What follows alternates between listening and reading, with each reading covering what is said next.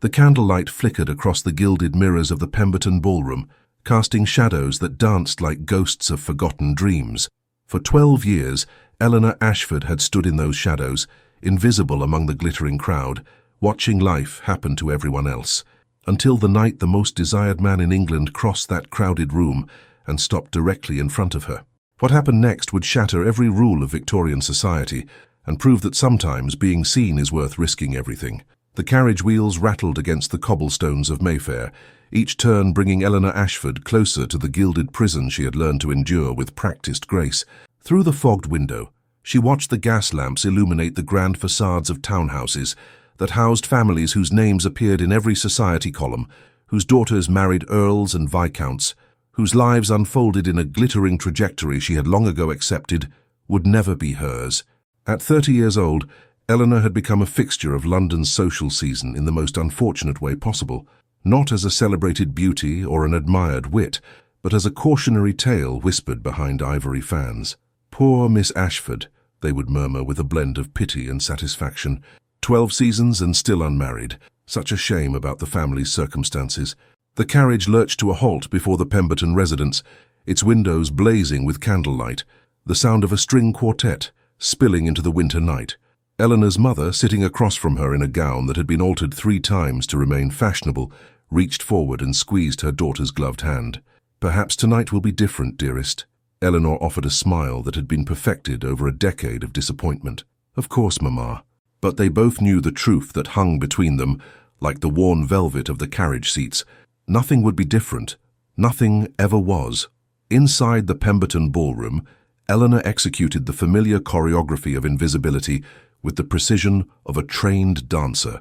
She greeted Lady Pemberton with appropriate warmth, complimented the floral arrangements with genuine appreciation, and positioned herself in her customary spot along the eastern wall, where the light from the chandeliers didn't quite reach, and where a conveniently placed potted palm offered both physical and psychological shelter. From this vantage point, she had spent 12 years watching life unfold for others. The nervous flutter of debutantes in their first season, their mothers' calculating gazes as they assessed potential suitors, the elaborate dance of courtship performed under the guise of propriety. She had memorized every pattern, every gesture, every unspoken rule of this glittering world that had no place for women like her. Women without fortune, women without family connections, women who had committed the unforgivable sin of growing older while remaining unmarried. A young woman in white silk, Lady Beatrice something or other, Eleanor couldn't quite remember, floated past with her dance card already full, her laughter bright and careless. Eleanor remembered being 18, remembered believing that her dance card would fill, that some gentleman would see past her modest dowry to the person she was. That had been 12 years and a lifetime ago. The shift in the room's atmosphere was palpable, like the moment before a thunderstorm when the air becomes thick with electricity. Conversation didn't stop precisely, but it altered. Voices lowered, heads turned, and Eleanor felt the collective attention of 300 people redirect toward the entrance. She didn't need to look to know who had arrived. Lord Sebastian Blackwell's entrance was always an event, though the man himself seemed perpetually weary of the spectacle his mere presence created. Eleanor had observed him over the years with the same detached interest she applied to all aspects of society. He was undeniably handsome in that severe classical way that seemed carved rather than born, dark-haired and grey-eyed, with a jawline that painters probably dreamed about. More significantly, he was the heir to one of England's largest fortunes, unmarried at 32, and possessed of a reputation for being impossibly selective. Mothers had been parading their daughters before him for a decade with no success. He danced when protocol demanded, conversed when politeness required, and remained utterly, frustratingly unavailable. Tonight, however, something was different. Eleanor noticed it in the tension of his shoulders as he moved through the crowd, in the way his gaze swept the ballroom, not with the usual bored politeness, but with something that looked almost like desperation. He paused at the center of the room, declining an invitation to dance from Lady Victoria Pemberton with such gentle firmness that even that formidable beauty couldn't take offense, and then his eyes continued their sweep of the assembled guests. Eleanor was so accustomed to being overlooked that she didn't immediately process what was happening when his gaze locked with hers. She glanced over her shoulder, assuming he was looking at someone behind her, but there was only the wall and a rather unremarkable landscape painting of the Lake District. When she turned back, he was moving toward her, cutting through the crowd with single-minded purpose, and the ballroom fell into the kind of shocked silence that Eleanor had only ever heard when the Prince of Wales made an unexpected appearance. Lord Sebastian Blackwell stopped directly in front of her, close enough that she could see the fine fabric of his evening coat, smell the subtle scent of sandalwood and something else, wood smoke perhaps, or simply the cold night air he'd carried in with him. Up close, she noticed the shadows beneath his eyes, the tightness around his mouth that spoke of sleepless nights and burdens carried in silence. When he spoke, his voice was lower than she'd expected, roughened by something she couldn't quite identify. "Miss Ashford, I believe." Eleanor's mind went utterly blank. In 12 years of attending these events, no man had approached her directly, certainly not one of Lord Blackwell's standing. She managed a nod, her voice momentarily deserting her. He offered a slight bow, entirely correct in its execution, but there was something in his eyes, a kind of raw honesty that seemed almost indecent in such a setting. "Would you do me the honor of this dance?" The question hung in the air between them, while the entire ballroom held its collective breath. Eleanor's first coherent thought was that this must be some sort of cruel joke, though Lord Blackwell had never been known for cruelty. Her second thought was that she should refuse, should spare herself the humiliation when he inevitably realized his mistake. But something in his expression stopped her, a vulnerability that mirrored her own, a silent plea that transcended the social performance surrounding them. "Yes," she heard herself say, and watched something that might have been relief flood his features. "I would be honored." The waltz began, and Eleanor discovered that Lord Sebastian Blackwell danced with the same intensity with which he seemed to approach everything, complete focus, perfect technical execution, and an underlying current of something that felt almost like escape. His hand at her waist was proper but firm, guiding her through the movements with an assurance that allowed her to forget, momentarily, the hundreds of eyes tracking their every step. They didn't speak for the first few turns, the music filling the silence between them, and Eleanor used the time to steady her racing thoughts.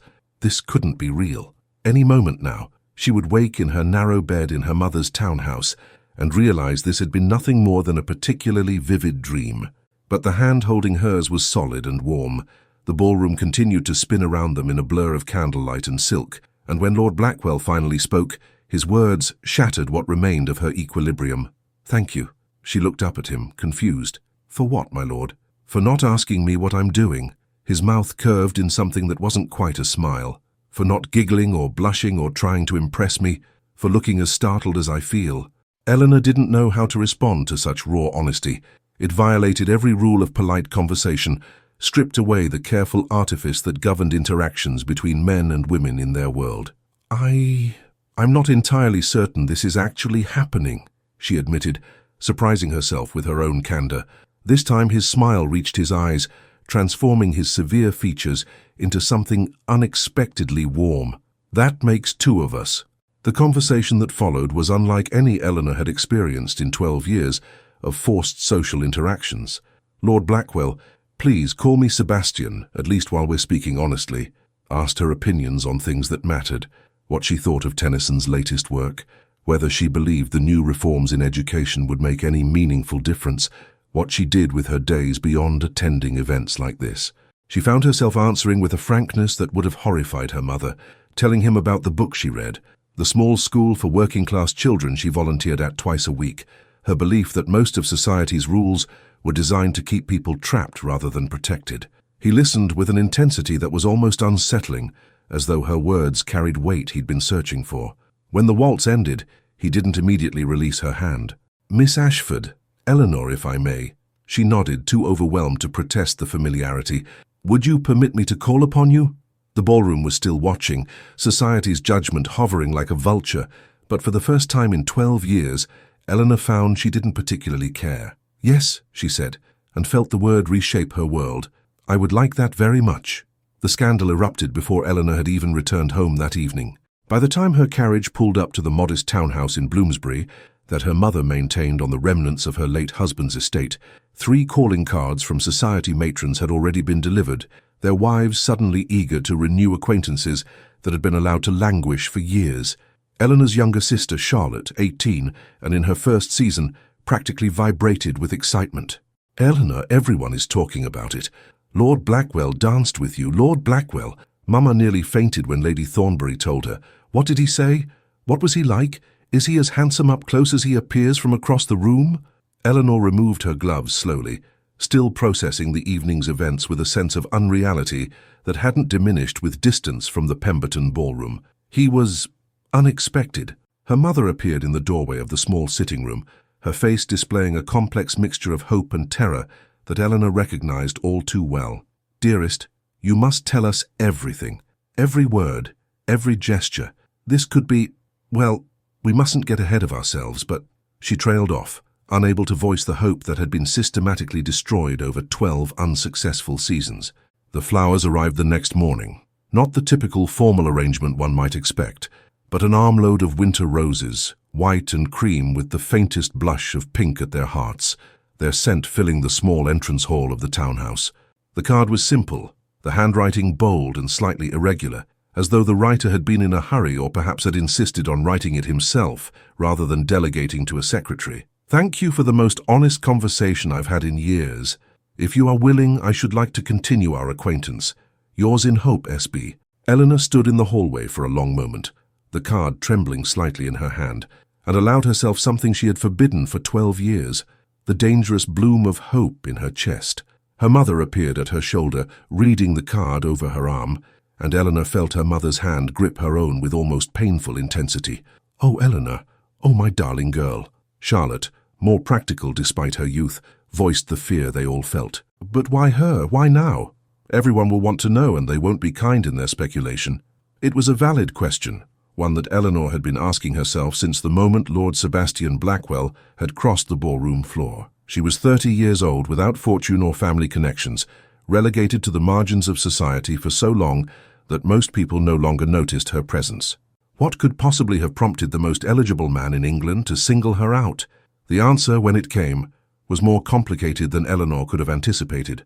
Over the following weeks, Sebastian, he had insisted she use his given name, claiming formality between them was absurd, given the honest nature of their conversations, began to appear at events where he had previously been notably absent. He took tea with Eleanor and her mother in their modest sitting room, seemingly unbothered by the worn furniture and faded curtains that Eleanor had stopped noticing years ago. He invited her to walk in Hyde Park, where they drew stares from everyone they passed, and conversed about topics that would have shocked the society matrons, clutching their pearls as they watched.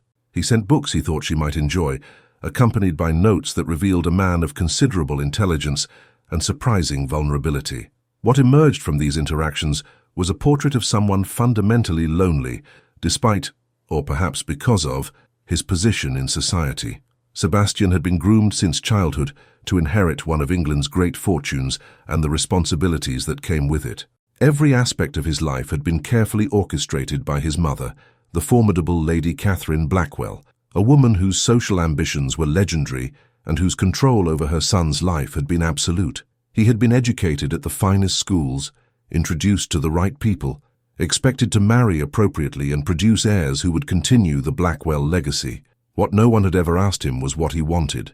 "I'm 32 years old," he told Eleanor one afternoon, as they sat in the small garden behind her mother's townhouse, a space so modest that most of his peers would have dismissed it as barely worth the name. "I have never made a single significant decision about my own life. My education, my career in Parliament, the charities I'm expected to support, the social circles I'm required to maintain, all of it was decided before I was old enough to have opinions of my own."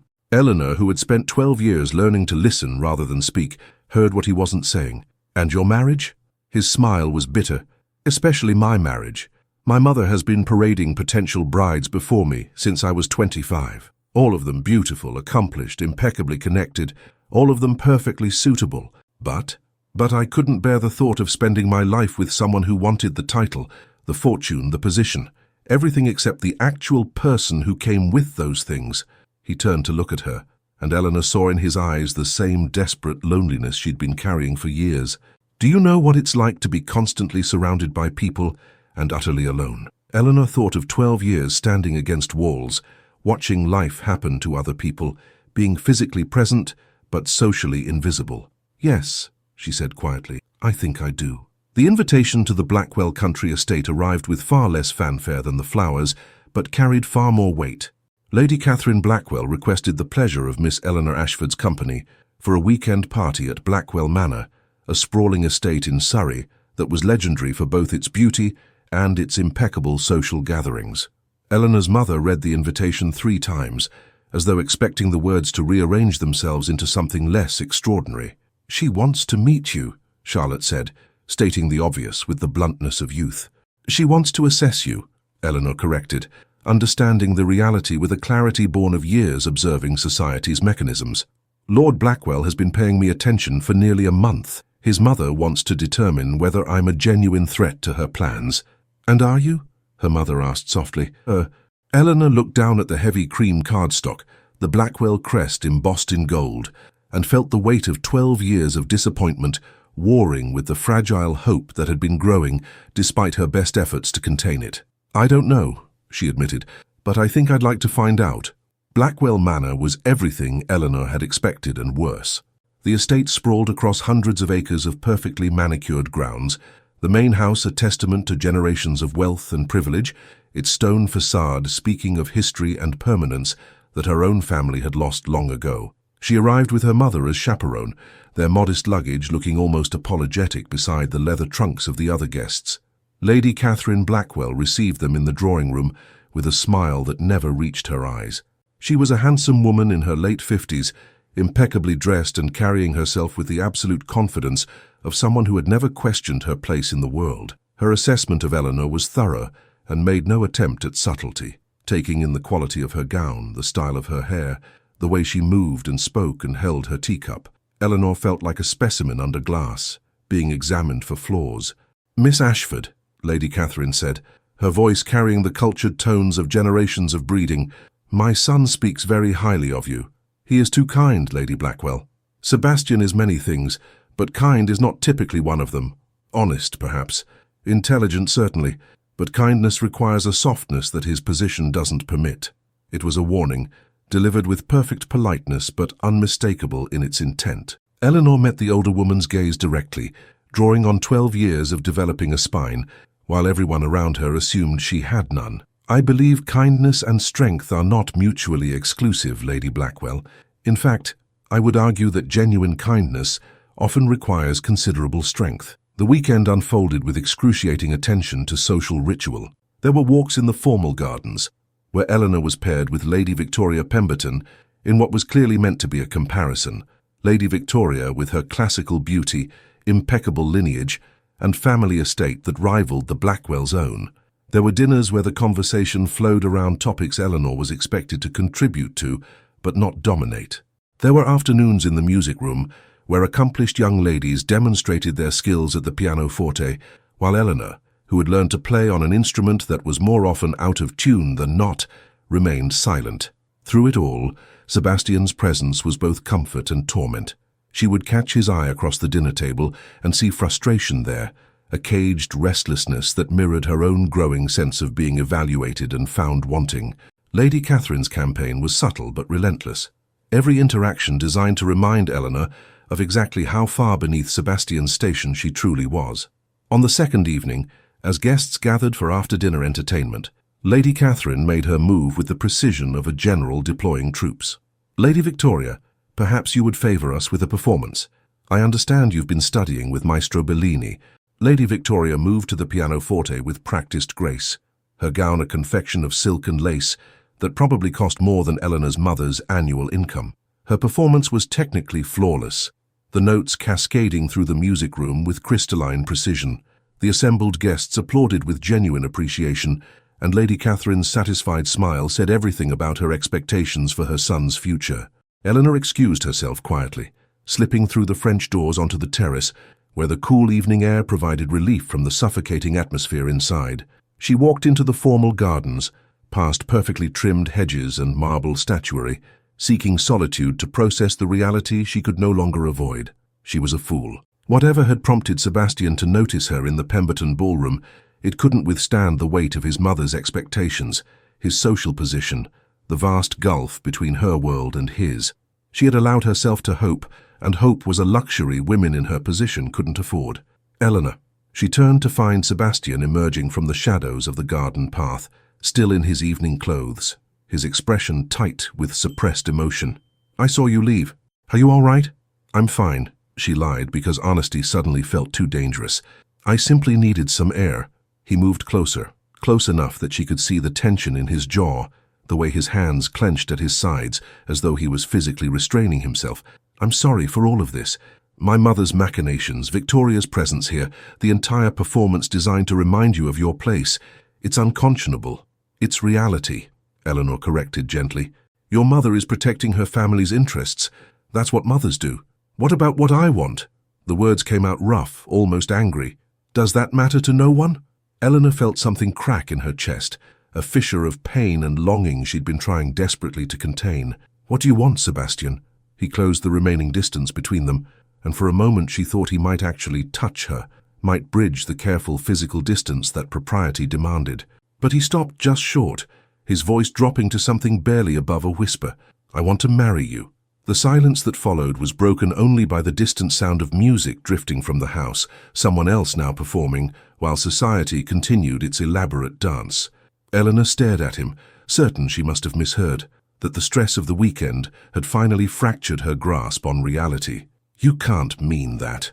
I've never meant anything more in my life." Sebastian's grey eyes held hers with an intensity that made her breath catch. "I know it's sudden. I know we've only known each other a few weeks, but I also know that I'm 32 years old, and I've never met anyone who made me feel like an actual person rather than a title and a bank account. You don't want anything from me except honest conversation.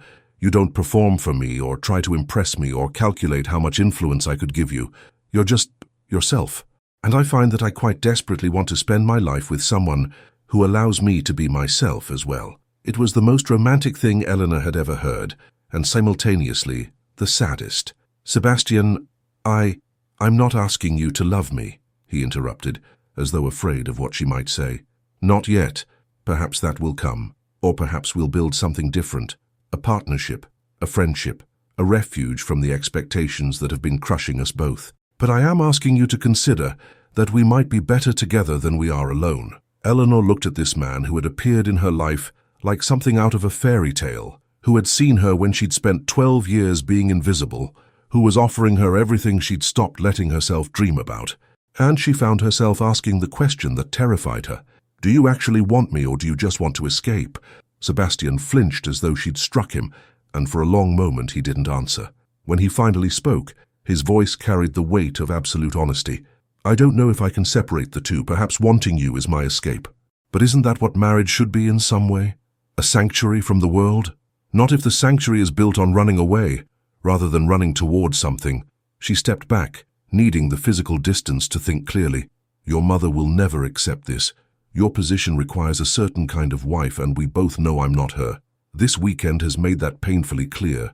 "My position requires whatever I choose to require," Sebastian said, and she heard steel beneath the words that had been absent before. "I'm the heir, Eleanor. Ultimately, the decision is mine, and you'll resent me for it," she said softly. "Every time you're socially snubbed because your wife isn't suitable, every time someone makes a comment about how you married beneath you, every time you're reminded of what you gave up, you'll resent me for being the cause of it." "No." He moved closer again, and this time he did reach for her, his hands grasping hers with a desperation that betrayed his careful control. "I will be grateful to you for giving me my life back." It was the vulnerability in his voice that broke her, the raw need that mirrored her own. Eleanor thought of 12 years of standing against walls, of being invisible, of watching life happen to other people while she existed in the margins. And she thought of the possibility, terrifying and exhilarating in equal measure, of stepping into the light, of being seen, of choosing to risk everything for the chance at something real. "Then ask me properly," she heard herself say, "not in shadows and secrecy. If you want this, if you're certain, then ask me where the world can see." Sebastian's expression shifted from desperation to something that looked like wonder. "Are you saying yes?" "I'm saying that if we do this, we do it honestly. No more hiding, no more half measures. If you want to marry me, then stand in front of your mother and society and every person who thinks I'm unsuitable and ask me." A slow smile spread across his face, transforming his severe features into something luminous. "You're extraordinary. Do you know that?" "I'm practical," Eleanor corrected. and I'm terrified, but I'm also tired of being invisible." Sebastian lifted her hand to his lips, pressing a kiss to her knuckles that was perfectly proper, and yet felt like the most intimate gesture Eleanor had ever experienced. "Then let's be terrified together." They returned to the drawing room, where the guests had assembled for late evening cordials and conversation. Lady Catherine's expression when she saw them enter together spoke volumes. Displeasure, carefully masked by years of social training. Sebastian guided Eleanor to the center of the room, and one by one conversations died, as people registered their presence and the obvious intent written on Sebastian's face. Lady Victoria stopped mid-sentence, her beautiful features freezing in something between shock and fury. Sebastian's mother rose from her chair, her voice carrying warning. "Sebastian, perhaps this is not the appropriate—" "Mother," he cut her off gently but firmly, a son finally asserting authority that had always been his by right, but never exercised in practice. "Ladies and gentlemen, if I might have your attention." The room fell into the kind of charged silence that precedes either triumph or disaster. Eleanor's heart hammered so violently she was certain everyone could hear it, but she kept her expression composed, drawing on 12 years of maintaining dignity in the face of society's indifference. Sebastian turned to her, still holding her hand, and Eleanor saw in his eyes a mixture of terror and determination that probably mirrored her own. "Miss Eleanor Ashford, I know this is hardly traditional, and I'm certain my mother will have words with me later about proper protocol." A ripple of nervous laughter moved through the room. "But I find I'm tired of tradition when it comes at the expense of honesty. You have shown me that there is life beyond duty, that there is conversation beyond performance, that there is connection beyond calculation. Would you do me the very great honor of becoming my wife?" The silence that followed was absolute. Eleanor was aware of every eye in the room fixed on her, of Lady Catherine's pale fury, of Lady Victoria's barely contained shock, of her own mother's hand pressed to her mouth in disbelief. 12 years of invisibility had led to this moment, standing in the center of a drawing room, filled with the very people who had overlooked her, being offered everything she'd stopped allowing herself to want. She thought about refusing, about protecting herself from the inevitable pain when society made them both pay for this choice. She thought about accepting with qualifications, with careful conditions designed to leave herself an escape route. Instead, she smiled at Sebastian with all the genuine feelings she'd been suppressing and said clearly enough for everyone to hear, "Yes, I will marry you." The room erupted in gasps and shocked murmurs. Lady Catherine looked as though she might faint. Lady Victoria swept from the room in a rustle of expensive silk and wounded pride, but Sebastian's smile, bright and genuine and utterly transforming, made every scandal to come worth it. He pulled her hand to his lips again, this time lingering, and whispered so only she could hear, "Thank you for being brave enough for both of us." The scandal that followed their announcement made the initial gossip about Sebastian's notice of Eleanor seem like nothing more than a mild social curiosity. Within days, every drawing room in London buzzed with speculation, criticism, and no small amount of malicious satisfaction from those who had long waited for the proud Blackwells to stumble. The society papers, usually restrained in their coverage of the aristocracy, published thinly veiled commentary about unsuitable alliances and the dangers of sentiment overruling good sense. Eleanor found herself simultaneously invisible and hyper-visible. People who had ignored her for 12 years now scrutinized her every gesture, searching for evidence that she was either a calculating social climber or a naive fool who would soon be crushed by the weight of her new position. Anonymous letters arrived at the townhouse in Bloomsbury, some offering congratulations that dripped with insincerity, others containing outright insults, questioning her motives, her breeding, and her fitness to become Lady Blackwell. Her mother oscillated between joy at her daughter's unexpected fortune and terror at the social warfare they'd unwittingly entered. Charlotte, with the brutal honesty of 18, voiced what they all feared. "They're going to make you pay for this, Eleanor. Every society matron whose daughter Sebastian rejected, every family who thought they had a claim on him, they're all going to find ways to remind you that you don't belong." Sebastian tried to shield her from the worst of it, but even his considerable influence couldn't control the machinery of social judgment once it had been set in motion. Invitations that had begun arriving after his initial attention now evaporated as society closed ranks against the unsuitable match. Families that had welcomed Sebastian for years suddenly found reasons to exclude him from gatherings, a subtle but unmistakable punishment for his defiance of social order. But the most painful opposition came from Lady Catherine herself. Sebastian's mother waged her campaign with the precision of someone who had spent a lifetime navigating and controlling society's complex hierarchies. She didn't attack Eleanor directly. That would have been beneath her dignity. Instead, she simply made it clear through carefully worded comments to key social figures that the engagement was a regrettable lapse in judgment that she was working diligently to resolve. "She's telling everyone you've manipulated him," Sebastian reported grimly during one of his daily visits to Eleanor's home, his expression tight with suppressed fury. "That you're a fortune hunter who took advantage of a moment of weakness." Eleanor felt the words like physical blows but kept her voice steady.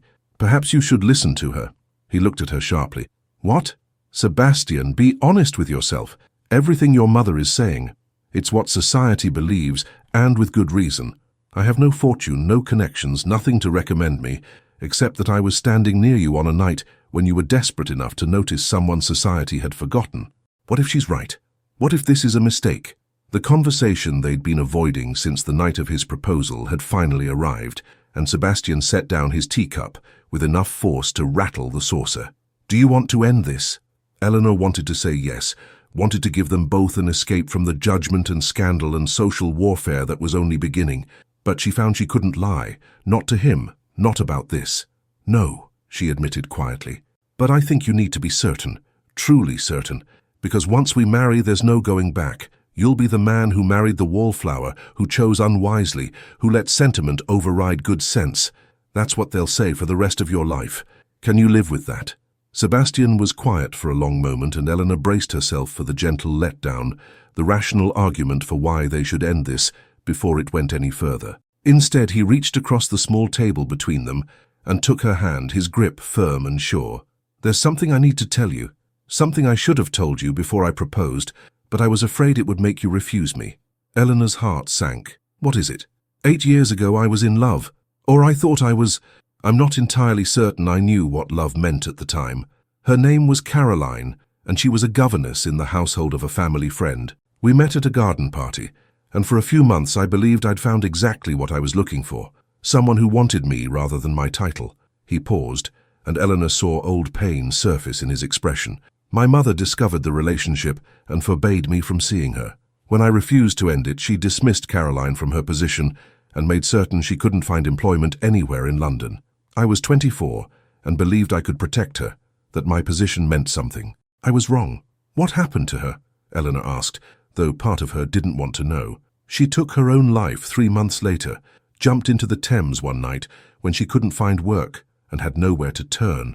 Sebastian's voice was flat, drained of emotion by years of carrying guilt. "My mother made certain I knew about it, made certain I understood that my selfishness, my refusal to accept my responsibilities, had killed her, as surely as if I'd pushed her into the water myself." Eleanor felt her throat tighten with horror and compassion. "That wasn't your fault, wasn't it? I pursued her knowing what my mother was capable of. I made promises I couldn't keep. I let her believe that love could overcome the realities of our positions. And when my mother struck, I didn't fight hard enough to protect her." He looked up at Eleanor, and she saw in his eyes the weight of years of self-recrimination. "I'm telling you this because you deserve to know what you're entering into.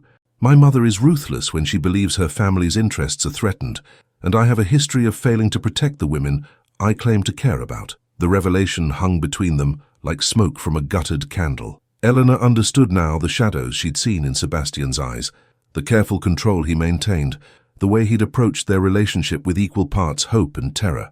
He wasn't just proposing marriage, he was offering her his deepest shame and asking if she could accept him anyway. "I'm sorry," he continued when she didn't speak. "I should have told you from the beginning. If you want to end our engagement, I'll understand. I'll make certain society knows the decision was yours, that you're blameless. I won't let you be destroyed the way Caroline was." Eleanor thought about the past weeks, about the man who had crossed a ballroom to see her, who had sent flowers with honest notes, who had conversed with her like an equal rather than a charity case. She thought about the vulnerability he'd shown in the garden at Blackwell Manor, the courage it had taken to propose publicly, despite his mother's obvious disapproval. And she thought about Caroline, destroyed by a social system that punished women for loving above or below their station, while men were allowed to recover and try again. "No," she said firmly. "No?" Sebastian looked almost startled by her vehemence. "No, I won't end our engagement. And no, Caroline's death wasn't your fault. Your mother's cruelty was to blame, and a society that leaves women with so few options that death seems preferable to dishonor. You were young and naive about your mother's capacity for harm, but you're not young anymore and you're not naive. So the question isn't whether you failed, Caroline, it's whether you're going to let that failure define the rest of your life. She leaned forward, holding his gaze with intensity that surprised them both. I'm not Caroline, Sebastian. I'm 30 years old. I've survived 12 years of social invisibility, and I have no illusions about what marriage to you will cost me. Your mother will make our lives difficult. Society will judge us. There will be people who believe I manipulated you and people who believe you're ruining yourself for a passing fancy. None of that changes the fact that I would rather face it with you than remain safely invisible for the rest of my life. Eleanor, I'm not finished. She tightened her grip on his hand. You asked me if this is real or if it's escape. I've been thinking about that question since the garden party, and I think perhaps they're the same thing. Maybe escape from lives we can't bear is exactly what makes something real. Maybe choosing each other, despite all the rational arguments against it, is the most honest thing either of us has ever done. Sebastian was looking at her as though seeing her for the first time, wonder and relief, and something that might have been love mixing in his expression. When did you become so brave? I've always been brave, Eleanor said with a slight smile. I just hadn't had a reason to show it. He pulled her hand to his lips, kissing her knuckles with a tenderness that made her breath catch. Marry me, he said again, though they were already engaged. Not because you're settling, not because it's your only option. Marry me because you actually want to. Eleanor felt tears prick her eyes for the first time since this entire situation had begun. Yes, she whispered, I want to. The wedding was scheduled for 6 weeks later, a timeline that raised eyebrows but reflected Sebastian's desire to move forward before external pressure could erode their resolve. The weeks leading up to the ceremony were a peculiar mixture of joy and siege warfare. Lady Catherine made one final attempt to prevent the marriage, arriving at the Bloomsbury townhouse with an offer that was both generous and insulting, a substantial settlement for Eleanor if she would quietly end the engagement and remove herself from London society. Eleanor refused without hesitation and was surprised to find that doing so felt empowering rather than frightening. Sebastian's mother's response to the refusal was predictably cold. She announced she would not be attending the wedding, and furthermore that any member of the Blackwell family or their social circle who did attend would be considered to have chosen sides against the family's interests. It was, in essence, a declaration of war. Many responded to the implicit threat by sending regrets, their invitations returned with elaborately apologetic notes that couldn't quite hide their relief at avoiding such a socially complicated situation. Lady Victoria's family declined. The Pembertons declined. Nearly half of the guest list disappeared overnight, society closing ranks around Lady Catherine's position. Eleanor, who had spent 12 years watching society's machinery from the outside, found herself grimly unsurprised by the defections. What did surprise her were the allies who emerged from unexpected quarters. Her sister Charlotte, who could have used the scandal to explain away any social difficulties in her own first season, instead became Eleanor's fiercest defender, speaking sharply to anyone who made disparaging comments within her hearing. Sebastian's younger cousin, a rakish gentleman named Marcus, who had always found society's rules more amusing than binding, announced he would be standing as Sebastian's best man, and anyone who objected could go to hell. And quietly, steadily, a handful of other voices began to speak in their defense. Women who had survived their own unsuitable marriages, younger sons who understood the suffocation of familial expectation, even a few social lions who found Lady Catherine's ultimatum a bridge too far. Lady Thornbury, one of society's most respected matrons, sent her acceptance with a note that made Eleanor weep. I have watched you bear society's neglect with grace for 12 years, my dear. It will be my honor to watch you marry the man who was finally wise enough to see what the rest of us overlooked. The tide hadn't turned. Lady Catherine's influence was too substantial for that, but it had at least been stemmed. They would have guests at their wedding after all, though far fewer than originally hoped. The night before the wedding, Eleanor sat in her small bedroom in Bloomsbury for the last time, surrounded by the modest belongings she would bring to her new life. Tomorrow she would become Lady Blackwell, would take on a position she'd never been trained for, would enter a world that had made clear it did not want her. The terror she'd been holding at bay for weeks rose up with choking intensity. A soft knock at her door preceded her mother's entrance. The older woman moved to sit beside Eleanor on the narrow bed, taking her daughter's hand in both of hers. "Are you certain, dearest?" her mother asked quietly. "There's no shame in changing your mind. Even now, I would understand." Eleanor looked at her mother's careworn face, thinking of the years of poverty and worry that had followed her father's death, the slow erosion of status and security. Part of her wanted to run, to protect herself from the judgment and difficulty that would surely come, but a larger part, the part that had been awakened by a man crossing a ballroom, refused to retreat back into invisibility. "I'm terrified, Mama," she admitted, "but I think I've been terrified for 12 years. At least now I'm frightened of something that matters." Her mother's eyes filled with tears. "You were never truly invisible, Eleanor. Not to me, not to Charlotte. We saw you, we always saw you." "I know, Mama, but I needed to see myself, and Sebastian helped me do that." She squeezed her mother's hands. "I know this won't be easy. Lady Catherine will make certain of it. But I would rather live a difficult life that's truly mine than an easy one that belongs to everyone else." The wedding took place in a small church in Mayfair, nowhere near as grand as the St. George's ceremony Lady Catherine had undoubtedly envisioned for her son. The guests who attended were fewer than hoped, but more meaningful. People who had chosen their presence as a statement of support rather than social obligation. Eleanor walked down the aisle on her mother's arm, her gown a simple ivory silk that had been her grandmother's, altered by Charlotte's skilled hands to fit her frame. She'd refused Sebastian's offer to buy her an elaborate trousseau, wanting to enter this marriage as herself rather than as a project he had funded. Sebastian stood at the altar in formal mourning dress, and when she met his eyes, Eleanor saw her own terror and determination reflected back. They were both stepping off a cliff, choosing the terrifying freedom of flight over the safety of solid ground. The ceremony was traditional, the vicar's words about love and duty and partnership washing over them with the weight of centuries of similar promises. But when it came time for their vows, Sebastian had requested a modification that made Lady Thornbury dab at her eyes with an embroidered handkerchief. "I, Sebastian, take thee, Eleanor, not because it is expected of me, but because I choose you freely. I promise to see you always, to value your voice, and to build with you a life that honors who we both truly are, rather than who society expects us to be." Eleanor's voice shook as she spoke her own vows, modified at her insistence to match his. "I, Eleanor, take thee, Sebastian, not because I have no other options, but because I choose you freely. I promise to challenge you always, to share with you my honest self, and to build with you a life that values truth over performance." When the vicar pronounced them husband and wife, the kiss Sebastian pressed to her lips was gentle but firm, a promise of solidarity that made Eleanor's throat tighten with emotion. They turned to face their modest gathering of guests, and the applause that greeted them was warm and genuine, if not as thunderous as it might have been in other circumstances.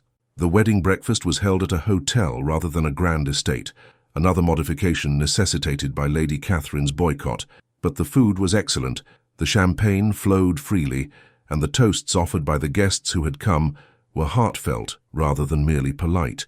Marcus Blackwell, fulfilling his role as best man, raised his glass with a grin that suggested he'd enjoyed one too many already. "To Sebastian and Eleanor, who have just demonstrated that the most entertaining thing one can do in society is refuse to follow its rules.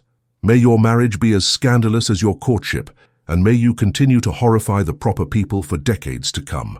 The laughter that followed was genuine and warm, and Eleanor found herself relaxing for the first time in weeks. As the celebration continued, Sebastian leaned close to whisper in her ear, "Thank you for this. Chia, for marrying you. I believe that's traditional after accepting a proposal." He smiled. "For being you, for refusing to pretend to be someone else, for making me believe that we can actually build something real." Eleanor turned to look at him fully, this man who had crossed a ballroom and somehow seen through 12 years of invisibility to the person she'd hidden beneath. "We will," she said with more confidence than she felt. "It won't be easy, but we will." The prophecy proved accurate sooner than either of them expected. As the wedding breakfast was winding down, a footman approached with a message for Sebastian. Eleanor watched her new husband's expression tighten as he read the brief note, his jaw clenching with suppressed emotion. "What is it?" she asked quietly. "My mother. She's announced to her social circle that as of today, I am no longer welcome at Blackwell Manor. The estate, The London house, all family properties, are closed to me until such time as I come to my senses and seek her forgiveness. Eleanor felt ice form in her stomach. Can she do that? The properties are held in trust with her as administrator until my father's death. Legally, yes, she can exclude me. He crumpled the note in his fist. I'm sorry, Eleanor. I knew she would be difficult, but I didn't think... Don't apologize. Eleanor took his hand, ignoring the curious glances from nearby guests. We knew this would be hard. She's testing us, seeing if we'll break. And if we don't, then we prove that we don't need her approval to build our lives. They left London 2 days later, departing for a small estate in Derbyshire that Sebastian had inherited from his paternal grandmother, and thus remained beyond his mother's control. The property, called Thornfield, had been neglected for years, but it offered something neither of them had truly expected: privacy and independence. The estate was modest by the standards of Sebastian's family, but to Eleanor, who had spent 12 years in a cramped Bloomsbury townhouse, it seemed almost impossibly spacious. The house itself needed work. There were rooms that hadn't been opened in years, furniture covered in dust sheets, gardens overgrown from neglect. But there was also possibility in that neglect, space to create something that belonged to them, rather than conforming to someone else's vision. They spent the first weeks of their marriage not in romantic bliss, but in the practical work of making Thornfield habitable.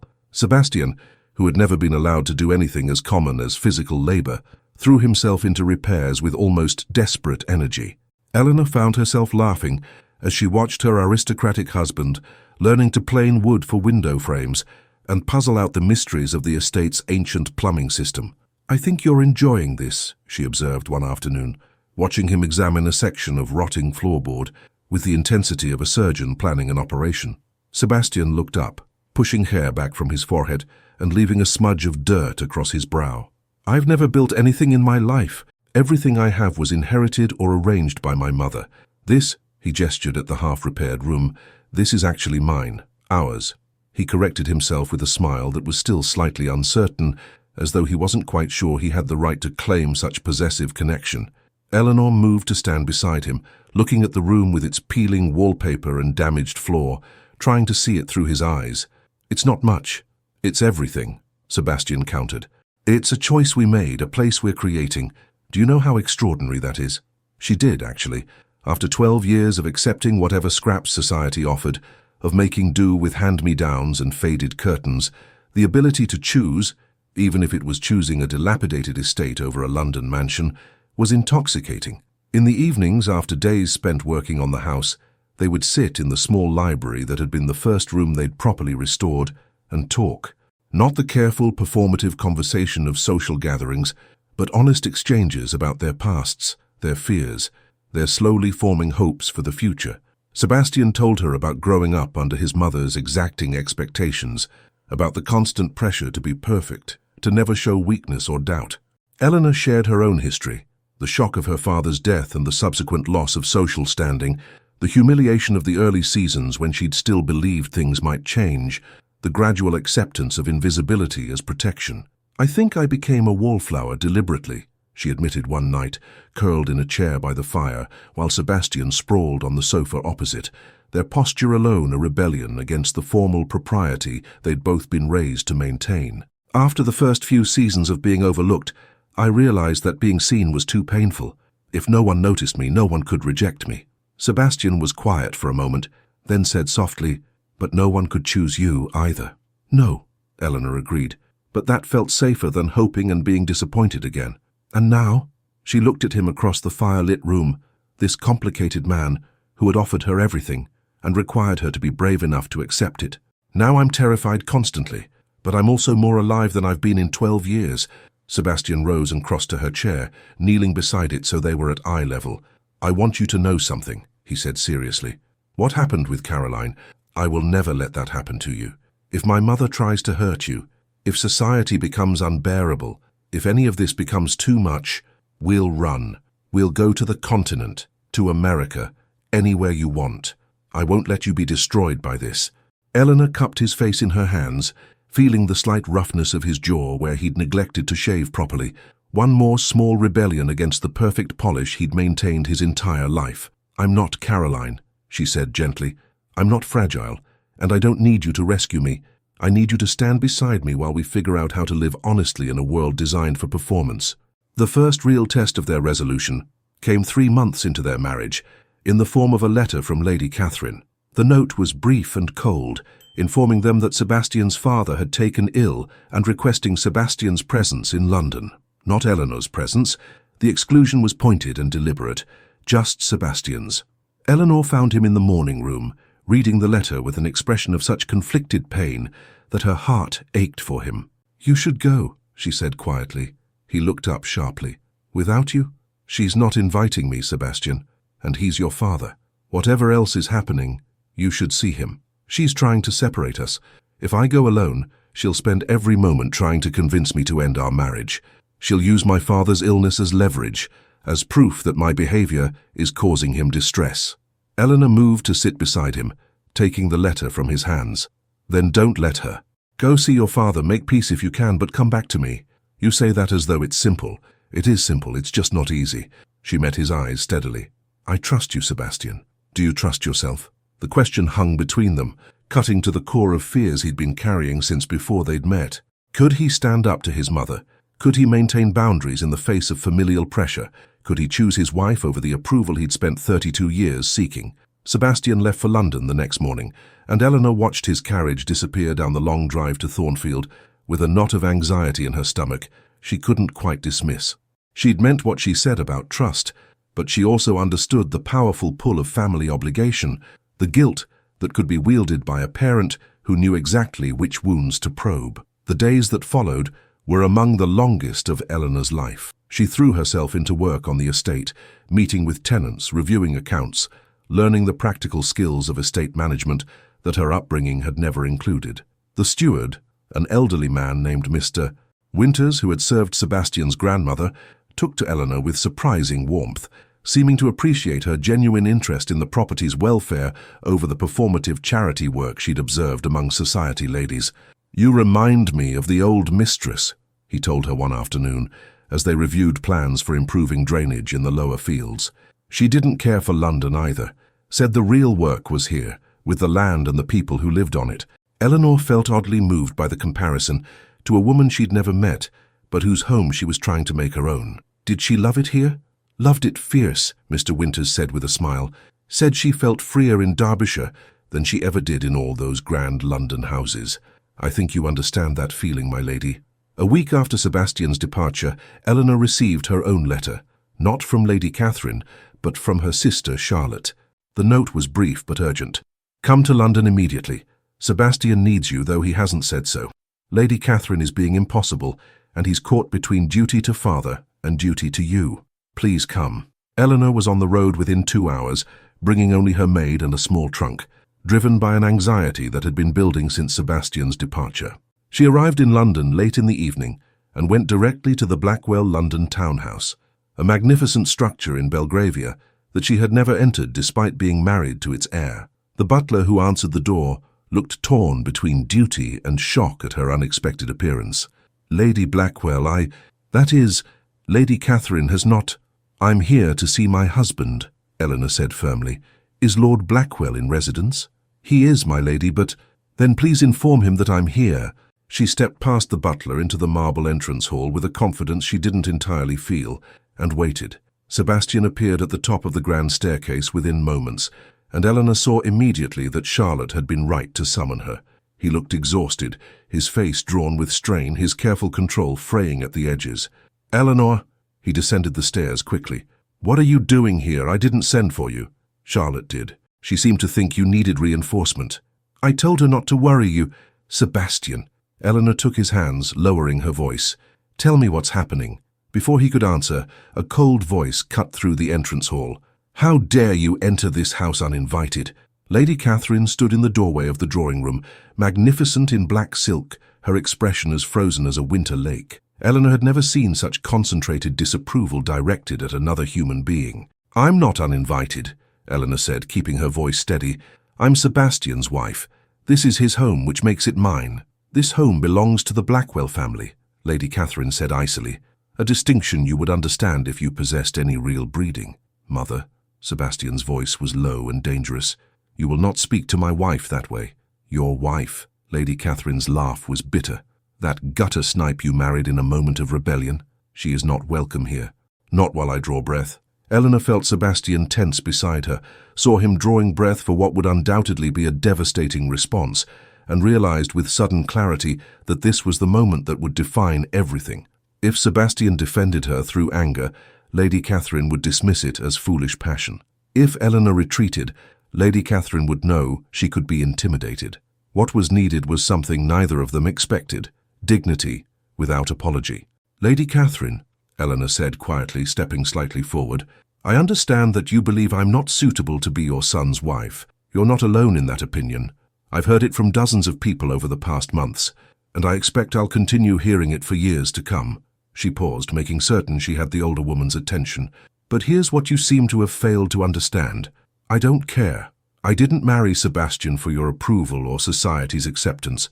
I married him because he saw me when I'd spent 12 years being invisible, because he spoke to me honestly when everyone else performed, because he offered me a partnership rather than a position, and I will not be driven away by disapproval, no matter how artfully it's expressed or how powerful its source. Lady Catherine's expression shifted from contempt to something more calculating. Pretty words, but words are easy. Do you have any idea what marriage to my son will actually require? The expectations, the responsibilities, the constant scrutiny? No, Eleanor admitted. I have no idea. I wasn't raised to be a lady. I don't know the right people. I don't understand half the social rules that everyone else seems to navigate effortlessly. I will make mistakes. I will embarrass myself, and probably embarrass Sebastian in the process. But I will also be honest with him, support him in building the life he actually wants rather than the one you've designed, and refuse to let him be crushed by expectations that value his position more than his happiness. How noble, Lady Catherine said with withering sarcasm. And when his career in Parliament suffers because his wife is a social liability, when opportunities close to him because people don't wish to associate with someone who married so poorly, will your honesty and support compensate for the doors you've closed? I don't know, Eleanor said, but I think Sebastian is capable of deciding for himself what compensation is worth. It was Sebastian who finally broke the charged silence that followed. Mother, father is dying. His voice was flat, drained of the anger that had been building. The doctors say he has weeks at most. We should be grieving together, preparing to say goodbye, not conducting warfare over choices that have already been made. Lady Catherine's expression cracked for just a moment, revealing grief and fear beneath the icy control. Your father is dying, and in his final days, you've brought shame to his name by marrying a nobody. Do you think that gives him peace? I think he wants to see his son happy, Sebastian replied. He told me so himself this afternoon. He said he was proud of me for finally standing up to you. The words hit Lady Catherine like a physical blow. She drew herself up to her full height, and when she spoke again, her voice was crystalline with barely suppressed emotion. Get out of my house, both of you. If you choose her over your family, then you are no son of mine. The silence that followed was absolute. Eleanor felt Sebastian go very still beside her, his hand tightening on hers with enough force to be almost painful. This was it. The final break, the irrevocable choice between the family he'd known his entire life and the future they were trying to build together. When Sebastian spoke, his voice was quiet, but absolutely steady. I'm sorry you feel that way, Mother, but Eleanor is my family now. If that means I'm no longer yours, then I accept that consequence. He turned to Eleanor, and she saw in his eyes a mixture of grief and liberation. Let's go home. They left the townhouse together, walking out into the London night without looking back. Eleanor's carriage was still waiting, and they climbed in silently, the weight of what had just happened settling over them like snow. It wasn't until they were several streets away that Sebastian finally spoke. I just severed ties with my family. Yes, Eleanor said quietly. Are you all right? I don't know. He leaned back against the carriage seat, closing his eyes. I thought it would feel different, more dramatic somehow. Instead, it just feels sad. Eleanor took his hand, threading her fingers through his. It can be both right and sad. Sometimes the most important choices are the ones that cost us the most. Sebastian opened his eyes and looked at her with an intensity that made her breath catch. Do you know what my father said to me this afternoon before his latest bout of pain? He said, I'm proud of you for finally being brave enough to choose happiness. I never was. What did he mean? He married my mother because it was expected, because it was the socially advantageous match. He spent 40 years in a marriage built on duty rather than affection. And in his final days he told me he regrets it. Regrets not being brave enough to choose differently, to risk disapproval for the chance at something real. Sebastian's voice roughened. He gave me his blessing, Eleanor. He said you reminded him of a woman he once knew, someone he cared for before he married my mother. He said I should hold on to you no matter what anyone else thinks. Eleanor felt tears prick her eyes. I'm sorry you didn't get more time with him. So am I. But at least I got his approval before it was too late. That's more than many sons receive. They returned to Thornfield the next morning, leaving London and its social warfare behind. Sebastian's father died 3 days later, and Lady Catherine made certain they learned of it through a formal announcement in the newspapers, rather than any personal communication. The funeral was held at the family's estate, and the invitation list conspicuously excluded Sebastian and Eleanor. It was Marcus Blackwell who brought them the news in person, arriving at Thornfield windblown and clearly furious. She's insane, he announced without preamble, pacing the library like a caged animal. My uncle is dead, and she's using his funeral as a weapon. Half the family thinks she's gone too far, but no one is willing to challenge her directly. It's all right, Marcus, Sebastian said quietly. We expected this. It's not all right. You're his son. You have every right to attend his funeral, to grieve with the family, to be used as a pawn in Mother's campaign to prove that defying her comes with consequences, Sebastian interrupted. No, thank you. I'd rather remember my father, as he was in our last conversation, than subject Eleanor and myself to whatever performance Mother has planned.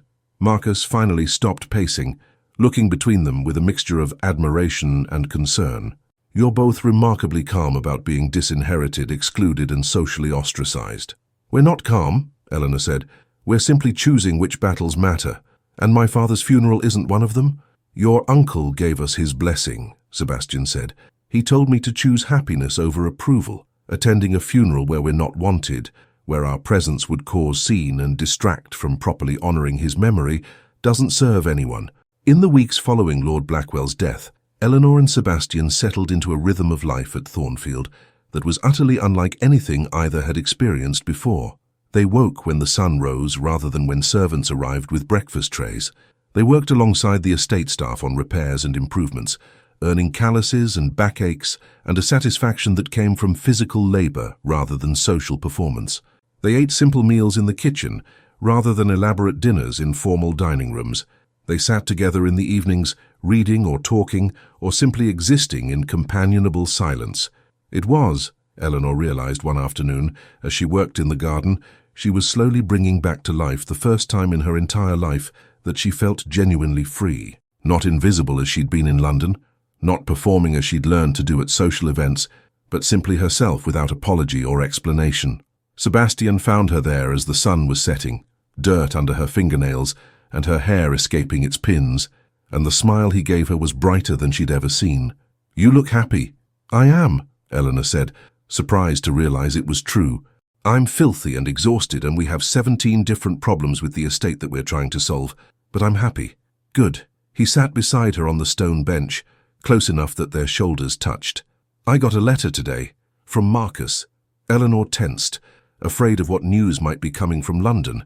And? Lady Catherine has completed her campaign. I've been formally disinherited from the Blackwell estate. The title will pass to Marcus when Mother dies. The fortune is locked in trust to bypass me entirely, and I've been removed from all family holdings and businesses. He said it calmly, but Eleanor heard the undercurrent of pain beneath the words. I'm sorry. Don't be. Sebastian took her hand, examining her dirt-stained fingers with what looked like affection. Do you know what else Marcus wrote? That half the family is quietly appalled by Mother's actions, that there's talk of challenging the disinheritance, that people are beginning to question whether someone who would disown her own son over his choice of wife should control the family fortune. That doesn't undo what she's done. No, but it means we're not as alone as she wanted us to be.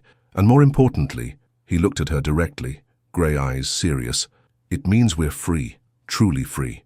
We don't have to perform for society, don't have to maintain appearances, don't have to pretend to be anything other than who we actually are. Eleanor thought about the life they were building at Thornfield.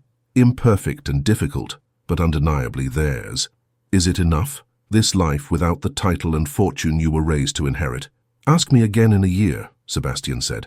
But right now, Sitting in a garden with dirt under my fingernails and a wife who's covered in soil and looks more beautiful than any society woman in diamonds, yes, it's enough. The year that followed was among the most challenging and rewarding of Eleanor's life. They learned to manage Thornfield with limited resources, making difficult decisions about which repairs were essential and which could wait. They discovered which London merchants would continue doing business with them, despite Lady Catherine's social embargo, and which tenant farmers were loyal to the land itself rather than the Blackwell name. They made mistakes. There was a disastrous attempt to economize on heating that left them shivering through January, and an experimental crop rotation that failed spectacularly, but they also achieved unexpected successes. Eleanor, drawing on her years volunteering at schools in London, established a small school for estate workers' children. Sebastian, freed from the constraints of his mother's expectations, began writing seriously about agricultural reform and workers' rights, his articles appearing in progressive journals under his own name despite the social cost. They built friendships with their neighbours in Derbyshire, people who cared more about character than lineage. And slowly, carefully, they built a marriage that was based on genuine partnership rather than social convention. It wasn't the fairy tale Eleanor had dreamed of as a girl. There were arguments about money and responsibilities, moments of frustration when their different upbringings created misunderstandings, days when the weight of social ostracism felt crushing. But there was also laughter and companionship, shared work and shared triumphs, and a growing certainty that they had chosen correctly. One evening in autumn, nearly 18 months after their wedding, Eleanor and Sebastian sat on the terrace at Thornfield, watching the sun set over the gardens they had restored together. Eleanor was reading a letter from Charlotte, who was engaged to a country gentleman with more kindness than fortune, a choice that would have been unthinkable before Eleanor's own marriage had demonstrated that love could matter more than social advantage. "She sounds happy," Eleanor observed, passing the letter to Sebastian. He read it with a smile. "Good. Perhaps some good has come from our scandal after all." "Do you regret it?" Eleanor asked suddenly. "Any of it?" Sebastian was quiet for a long moment, and Eleanor felt anxiety flutter in her chest that he might actually say yes. When he finally spoke, his words were careful and honest. "I regret that my father died before seeing us truly settled. I regret that my mother's bitterness has poisoned so many relationships. I regret that you've had to bear the weight of society's judgment when you did nothing except have the misfortune to attract my notice. But I don't regret choosing you. I don't regret building this life. I don't regret learning that I'm capable of being more than my title and inheritance." He took her hand, his grip warm and certain. "And I hope you don't regret choosing me." Eleanor thought about the question seriously, considering the life she'd left behind, the invisibility, the resignation, the safe numbness of giving up on being seen. Then she looked at the estate they'd restored, the school she'd built, the partnership they'd forged, the person she'd become when given the space to be herself. "No," she said firmly, "I don't regret it. It's been harder than I ever imagined, but it's also been more real. I spent 12 years as a wallflower, invisible and protected and utterly alone. You gave me the chance to be visible again, to be challenged, to actually live instead of just existing. That's worth every bit of scandal and difficulty." Sebastian pulled her close, and they sat together in the cooling evening air, watching the light fade over the land they were learning to call home. The future was uncertain. They had limited resources, powerful enemies, and no guarantee that their social exile would ever end. But they had each other, and a life built on honesty rather than performance, and that, Eleanor had discovered, was more than enough. "I love you," Sebastian said quietly, and Eleanor realized it was the first time either of them had spoken the words aloud. They had said them in actions and choices and shared silence, but not in words. "I love you too," she replied, and felt the truth of it settle into her bones. It wasn't the dramatic declaration of romantic novels, but something quieter and more durable, a love built on mutual respect, shared values, and the daily choice to continue choosing each other despite the cost. Chapter transition. 5 years later, 5 years after their wedding, Eleanor sat in the small study she'd claimed as her own at Thornfield, reviewing the manuscript that had consumed her attention for the past year. She had written her memoirs, not the sanitized, socially acceptable version one might expect from a lady's autobiography, but an honest account of 12 years as society's invisible woman, the scandal of her marriage, and the life she and Sebastian had built in defiance of expectation. Her publisher, a progressive London firm that specialized in reform literature, had been enthusiastic about the project. The book was scheduled for release in the spring, and Eleanor anticipated the scandal it would cause, with equal parts anxiety and satisfaction. Sebastian entered the study, bringing tea and the afternoon Post, which had grown substantially since Eleanor's articles on women's education had begun appearing in journals. "Anything interesting?" Eleanor asked, accepting the tea gratefully. "A letter from Marcus," Sebastian said, settling into the chair across from her desk. "Mother died last week." Eleanor felt the words like a physical impact. "Oh, Sebastian, I'm so sorry." "Don't be." His expression was complicated. Grief and relief and something that might have been closure mixing together.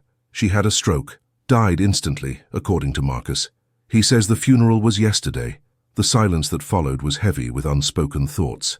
Lady Catherine had never relented in her condemnation of their marriage, had never softened her stance or reached out to her estranged son. She had died as she had lived, certain of her righteousness, unwilling to compromise, maintaining control until the very end. "There's more," Sebastian continued. "Marcus has inherited the title and estate, as Mother arranged, but he's contesting the disinheritance, claiming Mother exceeded her authority in bypassing me entirely.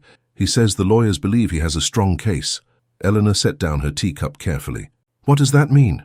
"It means we might regain access to some of the Blackwell fortune. Not the title, that's settled, but potentially a significant portion of the estate." Sebastian looked at her seriously. "Would you want that? The money, the social rehabilitation, the return to the world we left behind?" Eleanor thought about the question carefully. They had built a good life at Thornfield, but it was undeniably precarious. Money would mean security for the estate, the ability to expand her school, resources to support Sebastian's reform work, but it would also mean re-engagement with the society that had judged them so harshly. "What do you want?" she asked. "I'm asking you, and I'm telling you that this decision affects both of us. I won't accept any settlement that requires us to compromise the life we've built or the values we've established. But if we can have resources without sacrificing integrity, then yes, I think we should accept." Sebastian smiled, and Eleanor saw in his expression the man he'd become over 5 years of marriage, more confident, more settled in his own skin, freed from the need for his mother's approval. "Then we'll tell Marcus to proceed, but Eleanor," he leaned forward, "whatever happens with the inheritance, whatever money comes or doesn't come, what we've built here remains ours. This life, this partnership, the freedom we've found, that's not dependent on fortune or social standing." "No," Eleanor agreed, "it's not." The settlement, when it finally came through 6 months later, was substantial, but not overwhelming. Sebastian received a portion of the Blackwell estate, as Marcus and the lawyers had predicted, enough to secure Thornfield's future and fund their various projects, but not so much as to fundamentally alter the life they'd created. What changed more significantly was society's attitude toward them. Lady Catherine's death had removed the primary source of social pressure against their marriage, and 5 years of quiet competence at Thornfield had earned them respect among their Derbyshire neighbours. When Eleanor's memoir was published, it became an unexpected sensation, not among the society ladies she'd once observed from the margins, but among women who saw themselves in her story of invisibility and resurrection. Letters arrived from across England, from women who had been wallflowers themselves, who had felt the sting of being overlooked, who recognized in Eleanor's story their own experiences of being judged by criteria they could never meet. Eleanor found herself becoming, almost accidentally, a voice for women who existed at the margins of society, too poor or too plain or too old to matter in the traditional social calculus. She used her small platform to advocate for education reform, for expanded opportunities for women, for the radical idea that a woman's value wasn't determined by her marriage prospects. Sebastian, meanwhile, leveraged his restored access to certain social circles to push for agricultural and labor reforms, using his position to amplify voices that were usually excluded from political discourse. They made occasional trips to London, attending events where their presence was tolerated, if not enthusiastically welcomed, but they always returned to Thornfield with relief. The estate had become more than a refuge. It was the physical manifestation of their values, a place where they could live according to their own principles, rather than society's expectations. They had 2 children in those years, a boy and a girl whom they raised with a curious mixture of aristocratic privilege and rural practicality. The children learned to read Latin and muck out stables, to discuss philosophy and plant gardens, to understand their position in society without being defined by it. On a spring morning 7 years after their wedding, Eleanor found herself standing in the restored ballroom at Thornfield, watching preparations for an unusual event. They were hosting a ball, not the elaborate social performance she'd endured for 12 seasons in London, but something different. The guest list included tenant farmers and London reformers, local gentry and political radicals, a deliberately eclectic mixture of people united by ideas rather than social standing. It was the kind of gathering that would have horrified Lady Catherine and probably scandalized most of London society, which made Eleanor love it all the more. Sebastian found her there, watching servants arrange chairs and prepare refreshments, and slipped his arm around her waist. Nervous, terrified, Eleanor admitted. What if no one comes? What if everyone comes but they hate each other? What if this entire event becomes one enormous disaster?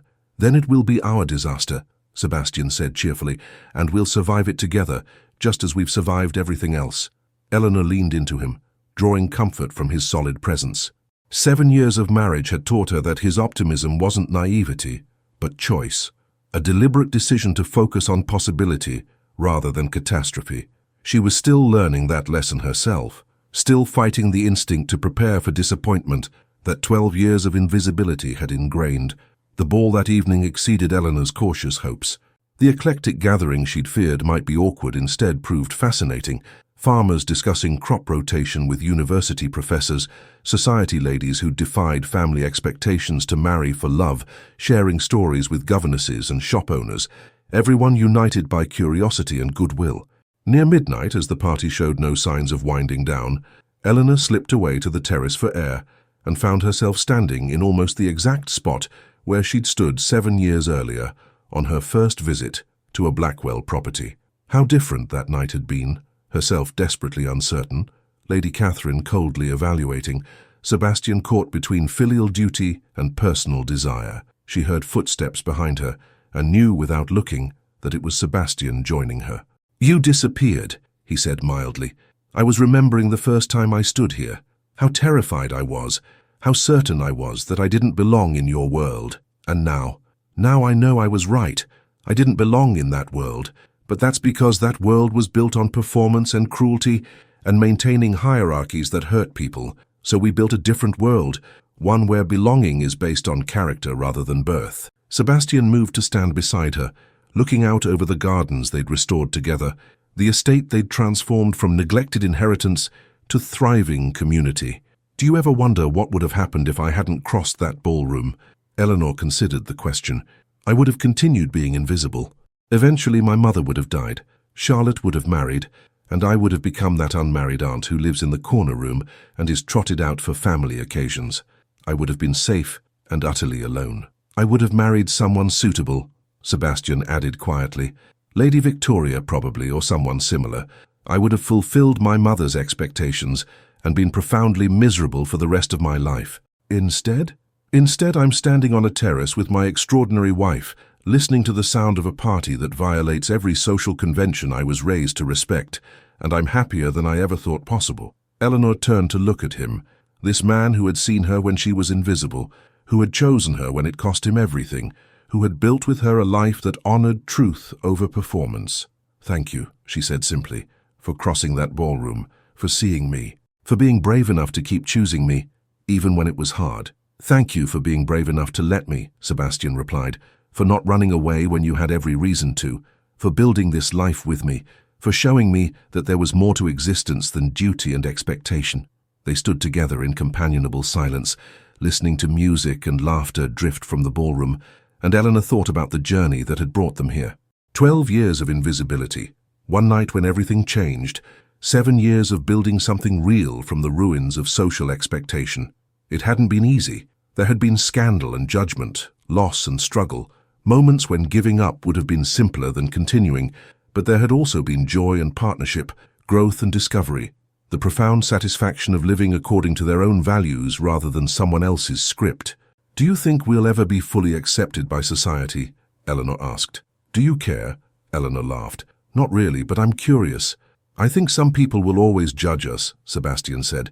"We defied too many rules, challenged too many assumptions, But I also think we've proven that it's possible to build a good life outside society's approval, and that matters more than acceptance. A young woman's voice called from the ballroom, one of their guests seeking Eleanor's opinion on something. Eleanor squeezed Sebastian's hand and turned to go back inside, back to the party and the people and the life they'd created. But she paused in the doorway, looking back at her husband silhouetted against the night sky. "I love you," she said, still amazed after 7 years that she got to say those words, that she got to build this life with this particular person. "I love you too," Sebastian replied, "my wallflower who bloomed." Eleanor laughed at the terrible metaphor and went back to her guests, back to the life that had seemed impossible 12 years ago when she'd accepted her permanent position against the wall. She had been invisible and then she had been seen.